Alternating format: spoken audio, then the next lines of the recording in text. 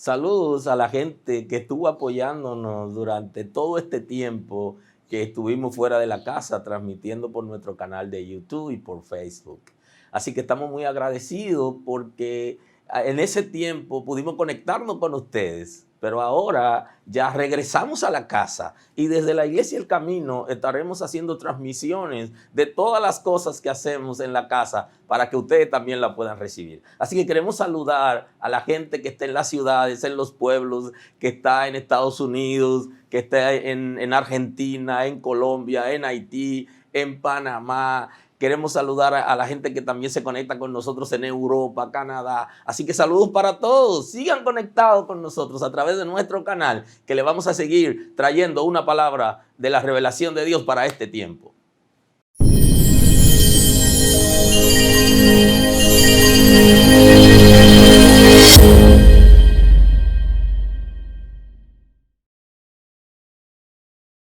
Honramos a Dios. Bien, hoy la segunda predicación del propósito de la familia. Hoy quiero hablarles del propósito de la cabeza. Es una predicación que pudiera ser un poquito larga, así que hoy quisiera compartir con ustedes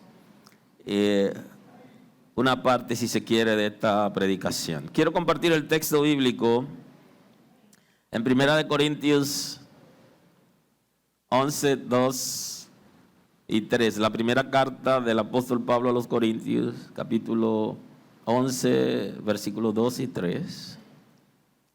El apóstol Pablo, inspirado en el Espíritu Santo, dice en el nombre de Jesús: os alabo, hermanos, porque en todo os acordáis de mí y tenéis las instrucciones tal como os la entregué.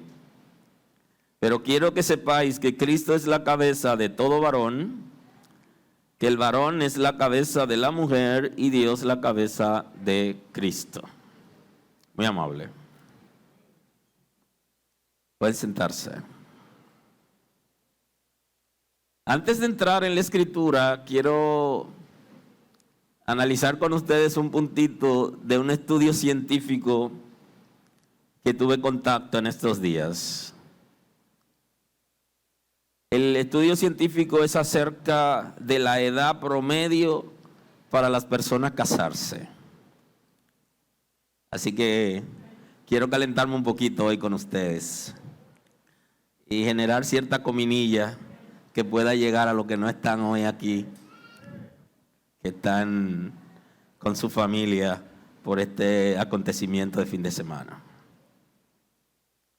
El estudio trata acerca de la edad para contraer nupcias o formar familia.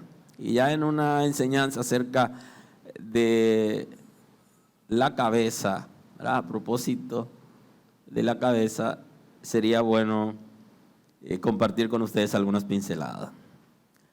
Yo inicié ministerio un poquito joven y desde que inicié el ministerio he venido observando el comportamiento en varias facetas de los creyentes, de la gente en las congregaciones y de la gente que está alrededor de mí, porque cuando uno inicia ministerio se da cuenta de cosas que uno no se daba cuenta normal y uno se vuelve mucho más observador y el Espíritu de Dios quiere trabajar áreas importantes.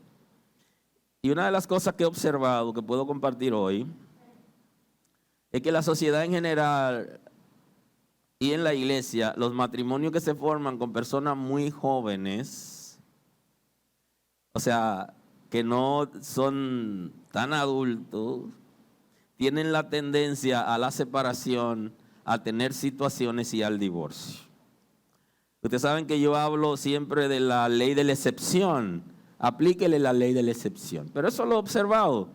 Y no dejo de casar personas jóvenes, porque al final yo solo bendigo el matrimonio. El que me pide la bendición yo no se la voy a negar. Pero la gente que se casa muy joven, yo lo he visto, o sea, en el tiempo de ministerio, que tienen la tendencia a tener situaciones y ya saben de la excepción porque hay inconversos inclusive que se casaron jóvenes y permanecen, o sea que la ley de la excepción aplica fuera y dentro. Y también en la iglesia hay personas que se casaron bien jóvenes, pero han permanecido. Eso aplica a la ley de la excepción. Y que las personas que se casan un poco más adultas o maduras, los matrimonios tienden a ser más duraderos y tienden a buscar salida a situaciones que se presentan. Aquí también aplica la ley de la excepción, porque hay personas que se han casado de cierta edad y con cierto nivel de madurez y no han permanecido en matrimonio. O sea que, pero estamos hablando de la mayoría. Por eso el estudio me llamó la atención considerablemente, porque el estudio plantea que la mejor edad para la gente casarse es de 26 años. Plantea este estudio. Yo, en lo personal, pensaba que la mejor edad era los 30, pero aquí el estudio plantea que es 26 años. Si usted aplica el margen de error en una investigación científica de 3 a 5, usted sabe que puede bajar 1 o 2 puntos o puede subir 2 o 3 puntos. Bien, aleluya. Así que ese es el dato científico, ¿no? Ellos plantean que es la edad, porque 26 es la edad, es el 37% de la edad promedio de lucidez. Por eso plantean que es el mejor momento para casarse en esa edad de 26. Eso plantean ellos. Porque entre 18 y 40 años se toman las mejores decisiones de la vida.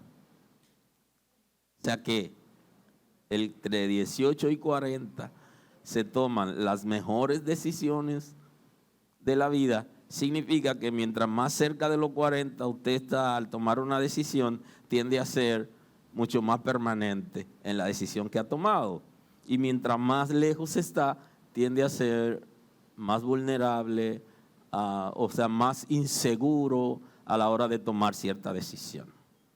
Así que los que saben un poquito de aritmética, de matemáticas y de fórmula, usted aplica la formulita y de cuál sería la edad si 37% es el 37% de la edad promedio de lucidez es 26, usted aplica una formulita y usted se dará cuenta de cuántos años se están hablando como lucidez. Me llamó la atención considerablemente este análisis y quise compartirlo con ustedes. Es todo una investigación, o sea que tomé esos puntitos para comentarlos hoy que hablamos de la cabeza, ¿verdad? Del propósito de la cabeza, porque para ser cabeza, en el caso de familia, ¿verdad? Necesita primero casarse o contraer nupcias y la cabeza debe estar preparada para poder asumir la responsabilidad. Y de eso es que hemos venido hablando hace un tiempo en la iglesia, que la gente se prepara para todo menos para la familia y que hacemos maestría, o sea, hacemos grado, posgrado, maestría, doctorado y vivimos haciendo diplomado continuamente, actualizándonos. Y eso es natural en el área que uno trabaja para ser eficiente. Pero en asuntos de la familia nosotros somos un poquito débiles y no estamos muy interesados en continuamente ser formados para ser mejores padres, para ser mejores madres, mejores hijos y todo aquello. Pero para ser cabeza se requiere saber cuál es la responsabilidad de la cabeza. Entonces, las Sagradas Escrituras nos hablan de la cabeza y nos hablan del concepto, y nosotros hablamos continuamente del concepto cabeza. ¿Cuál es el propósito justamente de la cabeza? El concepto cabeza es la parte superior del cuerpo que aloja órganos de los sentidos y el cerebro. Ese es el concepto ya científico, biológico. Ahora, en la Escritura, el concepto cabeza tiene que ver con comienzo u origen, la fuente, es el principal o el primero. Cabeza es el que lidera, según la Escritura. El líder es la cabeza, persona que dirige un cuerpo o un grupo. el que ocupa el primer lugar en alguna clasificación. Ese es el concepto que hemos hablado del primero entre sus iguales. Son iguales, pero él es el primero. Es el concepto de cabeza. Por eso se habla de que el que encabeza es el primero, el que encabeza la lista. Entonces, cuando la Escritura nos habla de ser cabeza, lo que está diciendo, el propósito es que podamos liderar. Es liderar, es dirigir, es dar ejemplo, ir adelante, abrir camino. Es el que enseña, es el que da amor. O sea, es el concepto bíblico de la cabeza. Y ese título se le da al Padre, se le da a Cristo y también se le da a los padres de familia, que es el primero entre sus iguales que toma decisiones para el beneficio del cuerpo. Y la Escritura, hay conceptos de cabeza que no ha sido fácil de entender.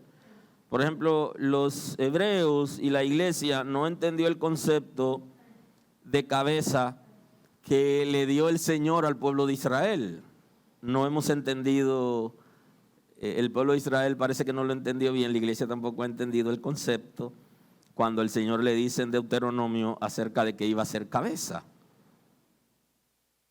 Dice Deuteronomio 28:12, te abrirá Jehová el buen tesoro, el cielo, para enviar la lluvia a tu tierra a su tiempo y para bendecir toda obra de tus manos. Punto. Prestarás a muchas naciones y tú no pedirás prestado. Punto. Pondrá Jehová por cabeza, te pondrá Jehová por cabeza y no por cola, y estarás encima solamente y no estarás debajo. Si obedeciere los mandamientos de Jehová tu Dios, que yo te ordeno hoy, para que los guardes y cumplas.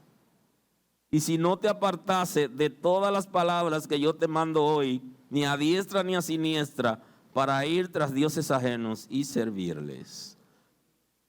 El Señor está tratando de explicarle al pueblo de Israel cuáles son las responsabilidades que debía tener para ser cabeza, para ser líder del mundo. Esa fue la idea. Que Israel fuera el ejemplo del mundo. Que Israel educara al mundo acerca del conocimiento de Dios. Que lo guiara a Dios. Y que Dios lo iba a mantener como cabeza, si ellos igualmente respetaban la norma que habían sido establecida en la ley de Moisés. ¿Qué ocurre? Que el pueblo no vivió como Dios le había mandado, entonces dejó de ser cabeza. ¿Por qué dejamos de ser cabeza? Porque dejamos de cumplir las normas. Porque el primero en cumplir las normas es la cabeza. Y eso fue lo que le estableció al pueblo de Israel. Para poder permanecer como cabeza, como líder del mundo y capaz de dar a conocer el nombre de Dios, su palabra, su revelación y de guiar el mundo a Dios, necesitaba obedecer la palabra y permanecer en ella, pero no permaneció.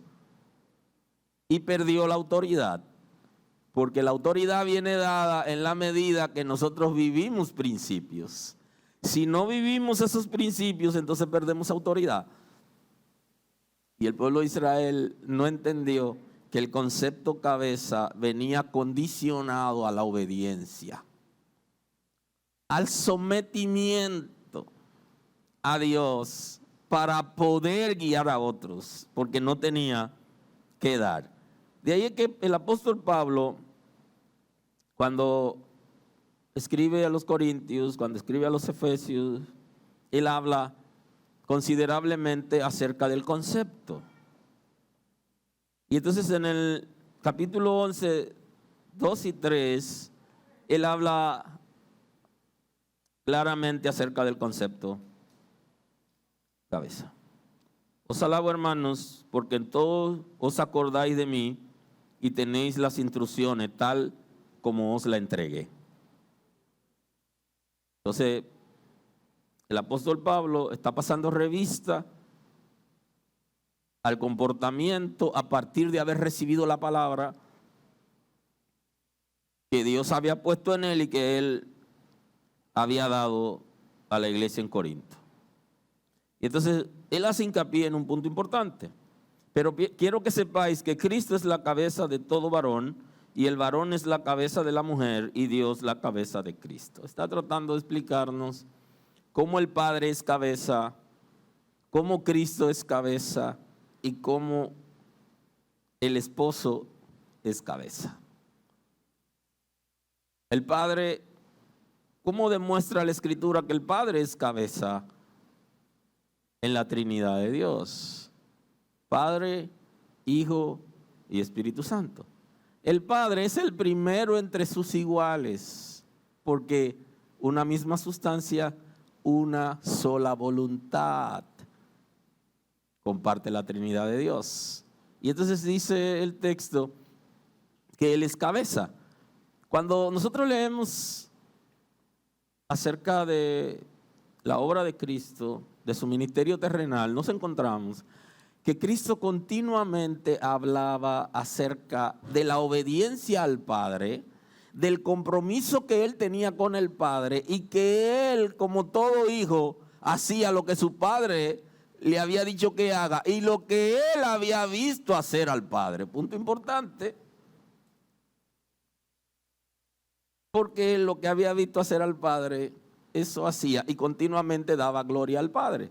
Inclusive, hay un texto que nosotros continuamente citamos acerca de la humanidad de Cristo, que aparece en el Monte de los Olivos, cuando Jesús está orando antes de la crucifixión. Hay un punto interesante aquí donde Él está pidiendo al Padre en oración. Y Él le dice que si hay otra alternativa para cumplir con la función que se le había encomendado, que si había otra alternativa.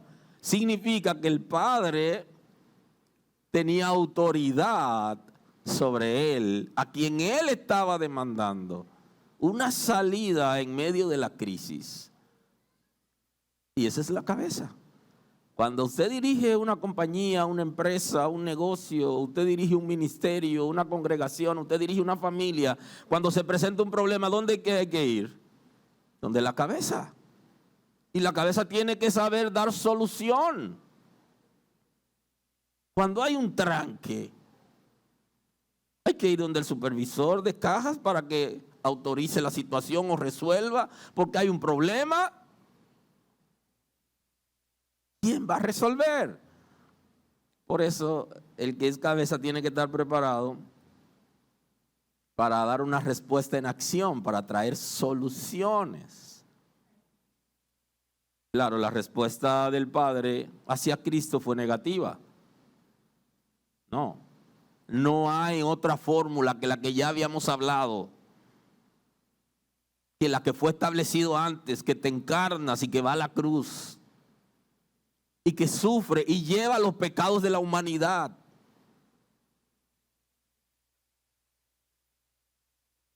El Padre es cabeza. Ahora, el mismo texto dice que Cristo es cabeza de la iglesia. El concepto que Pedro utiliza es príncipe de los pastores. Ese es el concepto. El que dirige a los que dirigen las comunidades creyentes, a quien deben dar cuentas, porque un día pedirá cuentas. Entonces la cabeza de la iglesia es Cristo. Y en las congregaciones regularmente se canta un coro breve, de estribillo ligero, que dice: lo que el Espíritu diga, eso se hará. Y entonces dice el coro, porque aquí manda Jehová. Es interesante porque yo me he pasado la vida entera preguntándome, ¿Jehová manda en la iglesia realmente? ¿Hacemos nosotros lo que dice la palabra? ¿Manda en nuestras vidas realmente Dios? No se cuecen habas. No quiere decir que el haba sea mal, es una expresión de español. Aleluya. Entonces, pero Cristo sigue siendo la cabeza de la iglesia verdadera. O sea que dentro de la iglesia verdadera existen los que no son iglesia y las comunidades de creyentes que no se dejan dirigir por Cristo, donde Cristo, si Cristo no es la cabeza, pues Él no es el Señor de esa congregación. Y no tienen necesariamente que hacer lo que Él diga. Y ahí vuelvo con el coro, no necesariamente tienen que hacer lo que el Espíritu diga, porque ni consultan al Espíritu Santo, ni se dejan dirigir, porque Cristo no es la cabeza. Entonces el apóstol Pablo, tanto en Efesios como en la primera carta a los Corintios, está señalando de que Cristo es la cabeza. Someteos unos a otros en el temor de Dios. Dice, las casadas estén sujetas a sus propios maridos como al Señor, porque el marido es la cabeza de la mujer, así como Cristo es la cabeza de la iglesia, la cual es su cuerpo, y Él es su Salvador. Vuelve de nuevo a enseñarnos que Cristo es la cabeza de la iglesia, que es el Salvador de la iglesia. Me llama la atención considerablemente que en nuestras sociedades el Día de los Padres no se celebra de la misma manera que el Día de las Madres. Eso es sencillo, porque una de las funciones de la cabeza es de enseñar, y los padres no hemos enseñado a los hijos a que hagan fiesta el Día de los Padres, sino que le hemos enseñado que hagan fiesta el Día de las Madres. O sea que todo va a depender de lo que la cabeza enseña. Inclusive le enseñamos a nuestros hijos que el Día de la Madre es un día diferente, espléndido, y el Día de nuestro Padre, y eso se lo he enseñado a Josué, que el Día de las Madres es un día diferente al Día de los Padres. Nosotros se lo hemos enseñado. Porque la cabeza es el que enseña, el que guía. Y entonces la gente se está preguntando en la sociedad que por qué. La respuesta está ahí, porque los padres no le hemos enseñado a los hijos, ni le hemos dado ejemplo a nuestros hijos de que la celebración de uno y de otro día debería ser espléndido en ambos casos. Porque justamente esa es la responsabilidad, la cabeza que se encarga de dirigir, de sustentar, de enseñar, de guiar, de formar. Y hemos delegado esa responsabilidad muchas veces en la madre o en algún hijo mayor, porque también la cabeza tiene las capacidades y habilidades para administrar. Por eso es que se presentan algunas situaciones en las familias, porque la cabeza no necesariamente tiene la capacidad para administrar personal, recursos, con capacidades y habilidades para distribuir de manera apropiada y correcta los recursos y delegar inclusive las funciones. De la misma manera que un director de una escuela, como cabeza de esa escuela, trabaja con un horario para que los maestros estén todos en todos los cursos, sin que haya un curso sin maestro. y que no vayan varios maestros simultáneamente al mismo curso. Ya hay programa para eso, pero antes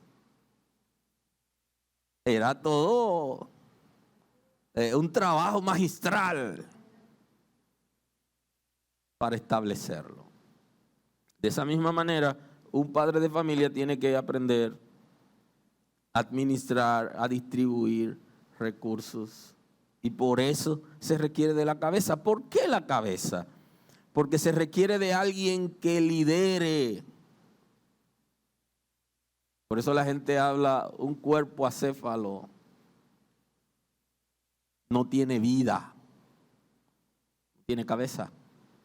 Necesita alguien que represente, que guíe, que enseñe. Y ya saben lo de enseñar con el ejemplo, ¿verdad?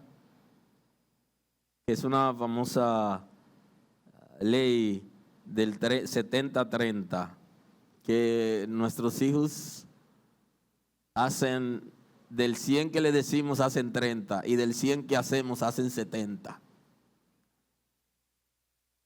De ahí es que cuando el padre no es creyente, a la madre se le hace más difícil llevar sus hijos a la iglesia.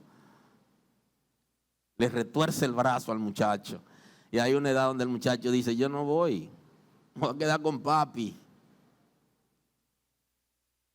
Y entonces la mamá quiere arrebatarle al muchacho, pero el muchacho está haciendo la cosa como es. Se quiere quedar con papá en casa y haciendo las cosas con papá, lo que papá está haciendo. Y eso no es malo. Claro que es bueno que vaya a la iglesia y que sea salvo, aunque papá no, porque cada quien es individual. Pero estamos hablando justamente de eso, de aprender con el ejemplo. Y esa rebeldía tiene lógica si la analizamos, de los hijos de aquellas madres que se han esforzado por educarlo, por enseñarle la palabra, pero tienen un padre que no es muy organizado y que no conoce la palabra y que es rebelde. La tendencia es a que sigan, y ahí entra la ley de la excepción. Hay excepciones donde ese muchacho conoce a Dios y se vuelve líder espiritual de familia, aun cuando sus padres, mamá y papá, no sirvan a Dios. Ellos están en capacidad de hacerlo porque conocen a Dios, tienen fundamento en la palabra. Y ahí entra la ley de la excepción, que fue el caso de muchos de nosotros, que iniciamos primero en la familia y luego los padres y los hermanos fueron acercándose a Dios. Pero viéndolo desde el punto de vista de la paternidad, la tendencia es a seguir los pasos de papá, del padre, y de hacer lo que el padre está haciendo. Y eso es lo que Cristo nos está diciendo. Y entonces dice el texto, y el varón es la cabeza de la mujer. O sea, el varón es la cabeza de la hembra. Y lo está diciendo en matrimonio, pero luego se convierte en cabeza de la familia. Ahora, si somos capaces de hacer un análisis objetivo acerca de cómo es Cristo como cabeza y la responsabilidad que tendríamos los padres de familia como cabeza, entonces llegaríamos a la conclusión de que nos falta mucho todavía por alcanzar. Porque ¿qué hace Cristo? Que se sacrifica por la iglesia, la acepta como es y la va perfeccionando y va trabajando. Y va inclusive cambiándole cosas negativas por cosas buenas, que la va recibiendo en amor y ni cuenta nos damos hasta que de pronto las cosas ocurrieron. O sea, no lo hace a la fuerza. No es a la fuerza, sino es espontáneamente, por medio de la enseñanza, por medio de la guianza, hasta que lleguemos al conocimiento pleno.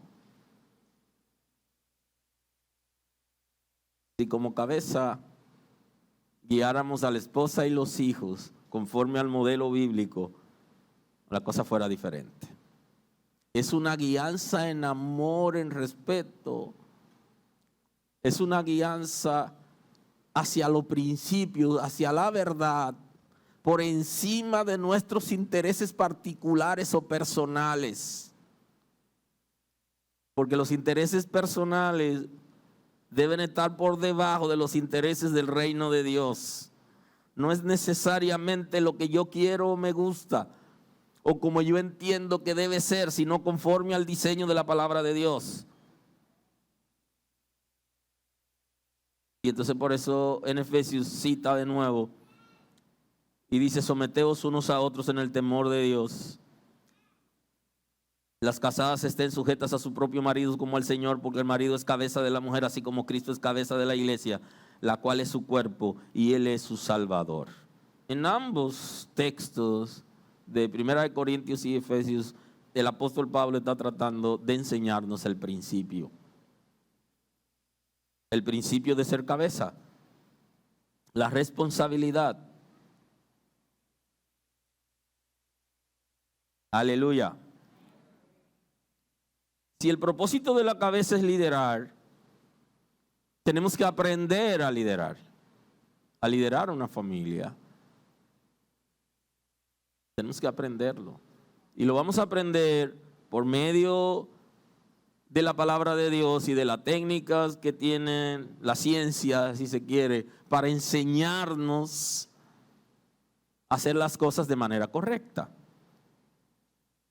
Pero hay diferentes modelos de liderazgo. Entonces el padre de familia, el cabeza de familia, el modelo bíblico, no es el tirano. Sí dicta leyes, porque tiene que tener capacidad de crear leyes y dictar leyes importantes en la familia. Eso es importante, ¿eh?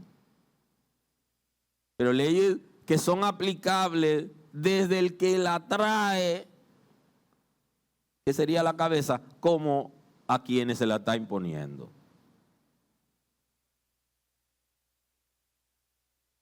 Da ejemplo y va adelante. El que va adelante es el que abre camino. Es como un padre de familia que va guiando a la familia por medio de un lugar con ciertas situaciones ambientales y físicas, y él va caminando para asegurarse que la familia puede transitar. Aun cuando Jacob utilizó una estrategia para poder enfrentarse a su hermano que andaba buscando para matarlo, es una estrategia que en un momento determinado fue guiado por Dios para tener esa estrategia y acercarse a su hermano. Pero lo normal es que la cabeza sea el que salga a explorar primero, a ver cuál es el ambiente, si puede sacar la familia en un momento determinado, si no la puede sacar, o postergar la salida porque el ambiente está apropiado. Pero hay algunos que mandan a alguien primero adelante por si acaso pasa algo, y la cabeza es el que debe dar el ejemplo y debe ir delante. Abre camino. Y un concepto muy importante es la enseñanza en amor. La enseñanza en amor tiene dos puntos importantes. El primero es comenzar haciendo las cosas, y segundo, convencer para que se haga aquellos que es bueno, sin tener necesariamente que obligar a la gente ni torcer el brazo, sino con estrategia. Y ahí tiene que ver, si usted observa el evangelio de Cristo, es un evangelio basado en amor, donde la gente se somete por medio del amor, el amor a Dios y por el amor que el Señor tiene. Primero el Señor comenzó amándonos, y ese es el concepto de cabeza. Primero la cabeza comienza dando, amando, y luego va guiando. ¿Cuál es la diferencia entre algunas religiones y la enseñanza de Cristo? Inclusive hay religiones que es a la fuerza que someten a la gente. Y si la gente no se quiere someter, lo matan porque son infieles. Entonces, el amor es la base de la palabra de Dios.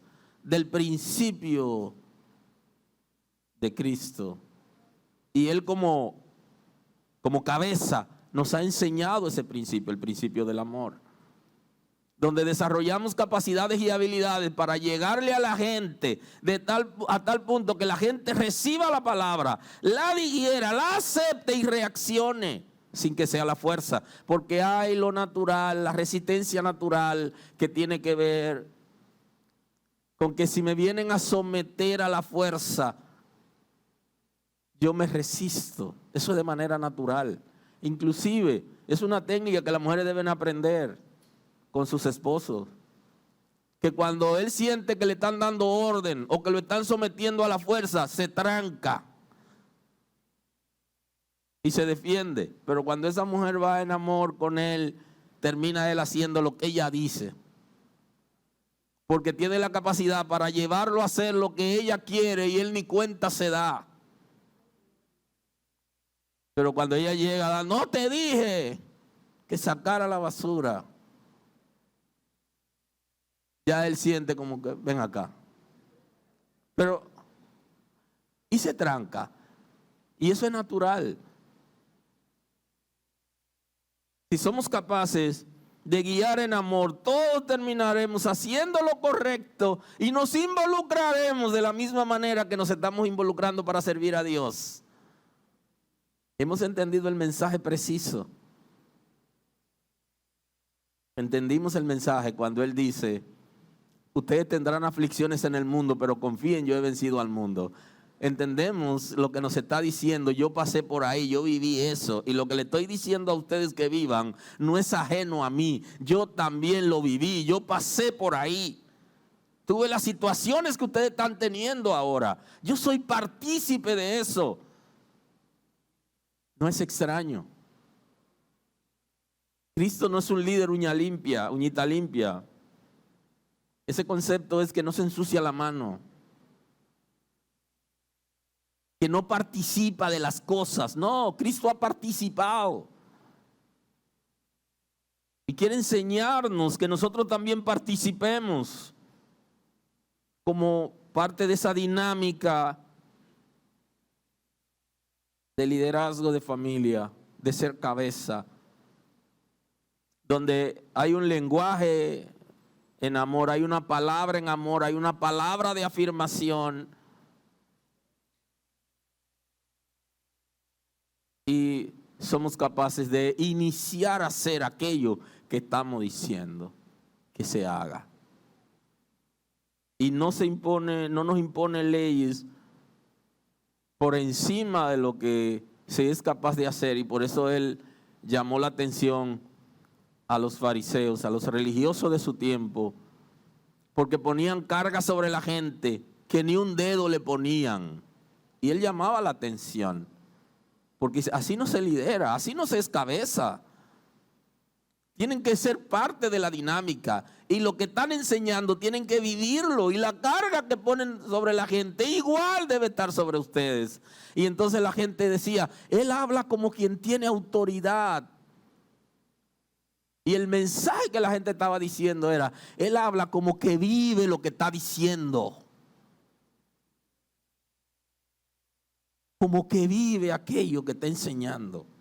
Y eso es lo que da autoridad al padre de familia, cuando somos capaces de vivir lo correcto, pero cuando nos equivocamos, también admitir que nos hemos equivocado. Yo tropecé, a mí no me fue bien, yo no lo hice bien, y eso hace que se recupere la autoridad. Cuando hay arrepentimiento, no hay legalidad para que la gente haga lo incorrecto. Por el contrario, se cierra toda posibilidad de hacer aquello que no es correcto y de no repetir lo que hemos hecho, porque en eso estamos claros de cómo funciona la palabra de Dios y el principio de la enseñanza en amor. Si nosotros como cabeza copiamos de Cristo, Él como cabeza de la iglesia, que es el modelo y el Padre como cabeza en la Trinidad,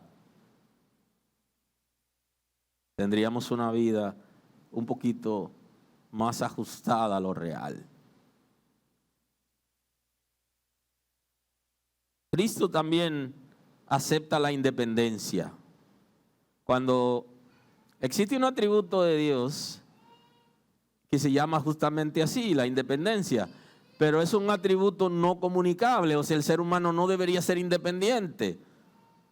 Y Él lo ha dicho, separado de Él nada podemos hacer, pero cuando alguien no quiere, Él no lo obliga ni lo mata. Él lo deja, no quiere. Nosotros no estamos aquí porque el Señor nos ha obligado a servirle. El Señor no es cabeza de la iglesia porque ha sometido a la fuerza a la iglesia. No, es en amor, es un sometimiento en amor. Inclusive, Cristo no obliga, la cabeza no puede obligar a la fuerza para que se hagan cosas. Porque cuando hacemos eso, estamos utilizando la fuerza bruta, como la gente llama comúnmente.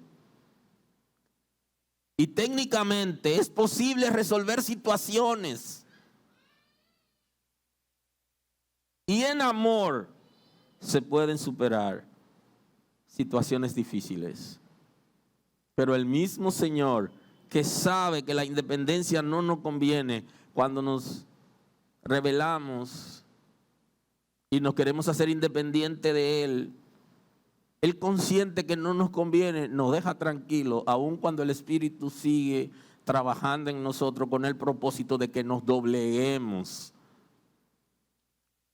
y aceptemos el señorío de Cristo, que es un señorío en amor, porque Él nos eligió primero, porque Él se sacrificó primero, porque Él hace lo correcto, porque Él sufrió por nosotros, porque Él nos guía en comprensión.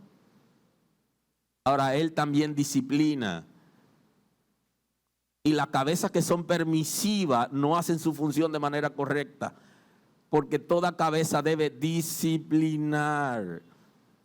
Y la disciplina tiene que ver con normas en las que todos debemos someternos y que todos debemos hacer lo correcto. Y cuando alguien no hace lo correcto, entonces hay un sometimiento a la disciplina, que es lo que va a hacer que la gente pueda crecer de manera apropiada. Si no disciplinamos a nuestros hijos, entonces no somos padres para ellos. No lo amamos, dice el texto bíblico. Porque el amor implica disciplinar. Si lo dejan sin disciplina, son bastardos. O sea, no están siendo reconocidos como hijos. Porque reconocer a un hijo no es solamente darle el apellido. También tiene que ver con disciplinarlo. Ahora hay un momento donde ya ellos quieren hacerse independientes y están en capacidad de vivir por sí mismos y sostenerse. Y eso también es parte de la disciplina. Ya no podemos vivir juntos, ya tú no puedes estar aquí. Pues mantente. Eso es parte de la disciplina. Y alquílate una habitacioncita y tú vas a ver de ti. O sea, eso también es parte de la disciplina.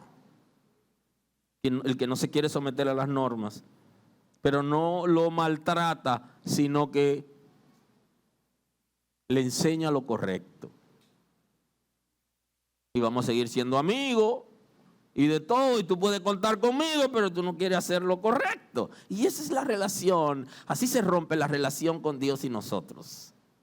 Cuando nos hacemos independientes de Él, Él nos dice, tranquilo.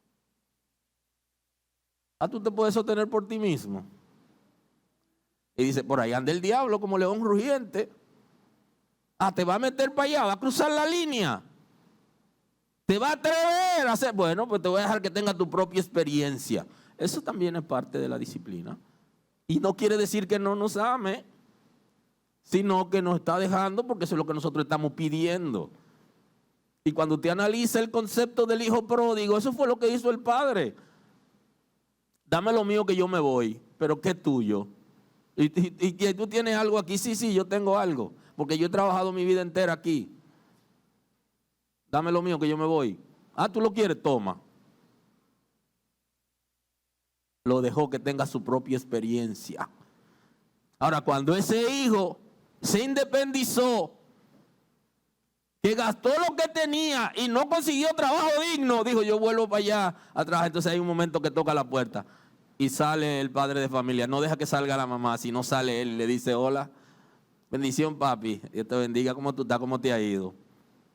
Y ese bulto, no, yo vine a quedarme, pero tú sabes cuáles son las reglas. Sí papi, ya yo estoy dispuesto. Denme aunque sea el cuarto de servicio, que yo entendí. Gloria a Dios. Vamos a ponerlo en cuarentena a ver si es verdad. Múdate en el cuarto de servicio y vamos a observarte. Y trata de no enseñarle las costumbres malas que aprendiste en la calle a tus hermanos. Vamos a ver qué tal. Y usted sabe todo lo que puede pasar, que se le arme una situación como se le armó al padre del hijo pródigo, que el hijo mayor le dijo, tú eres muy permisivo con fulano y tú te atreves a recibirlo, pero así es Dios. Y eso es lo que el Señor nos está enseñando. Posiblemente algún hermano no entienda el proceso, pero el padre sí que ama a su hijo, que sabe que debe darle la entrada de nuevo, porque ha regresado. Y ha regresado arrepentido y aprendió la lección, y eso es parte del amor. El hecho de que lo deje ir no significa que no lo ama. Lo dejó ir porque él se quiere ir. Aprendió la lección, volvió, entonces lo recibe. Y eso es amor. Amar es dejar ir también. Amar no es retener a la fuerza, ni a la esposa ni los hijos. Amar es dejar ir al que quiere irse. Y darle su oportunidad que aprenda la lección. Ya para recibir a la esposa, ese otro capítulo, que no me voy a meter ahora. Para concluir en esta mañana y dar chance a que los padres vayan a celebrar los hijos con los padres y eso. El padre, la cabeza debe, conforme al modelo bíblico, debe aprender a delegar. Y cuando delega es como si él estuviera haciendo lo que los otros están haciendo. Cuando la esposa hace algo que él delegó, los hijos hacen algo que él delegó, es como si él lo estuviera haciendo. Y Cristo nos dio una enseñanza interesante acerca de cómo la cabeza debe delegar. Y el concepto está en el Evangelio según San Juan,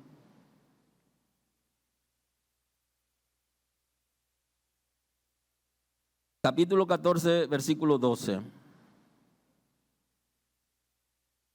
Y ahí voy a concluir hoy con ustedes. Con este texto cierro ahí. De cierto os digo, el que en mí cree, las obras que yo hago, él las hará también, y aún mayores hará, porque yo voy al Padre. Jesús está diciendo, yo le voy a delegar, le voy a impartir a ustedes el Espíritu Santo. Y ustedes van a hacer obras similares y mayores. Y lo que Jesús le está diciendo es, yo la voy a hacer a través de ustedes, por medio del Espíritu Santo. O sea que hay una obra que la cabeza va a mandar a hacer, que puede ser igual o mayor que la que él hace, pero él la está haciendo a través de la persona que él delegó. Eso no está diciendo que nosotros seremos más grandes que él, no. Él está diciendo que él en nosotros, por medio del Espíritu Santo, va a hacer cosas similares a las que él hizo o mayores que las que él hizo, pero él la va a hacer a través de nosotros. ¿Alguien está aquí hoy? O sea, él la va a hacer, pero a través de ti. Él, porque él te envió a eso, él delegó en ti esa responsabilidad. Entonces, cuando la cabeza delega en alguien, en el trabajo, en el negocio, en la familia, no puede sentirse celoso. Porque lo que él está haciendo, usted se lo delegó y lo está haciendo bien, y es usted que lo está haciendo a través de él. Por eso es sumamente importante que la cabeza, uno de los propósitos es que aprenda a delegar. Que se aprenda a delegar, y para delegar hay que saber qué puede hacer cada quien, cuál es la capacidad que tiene cada quien para hacer.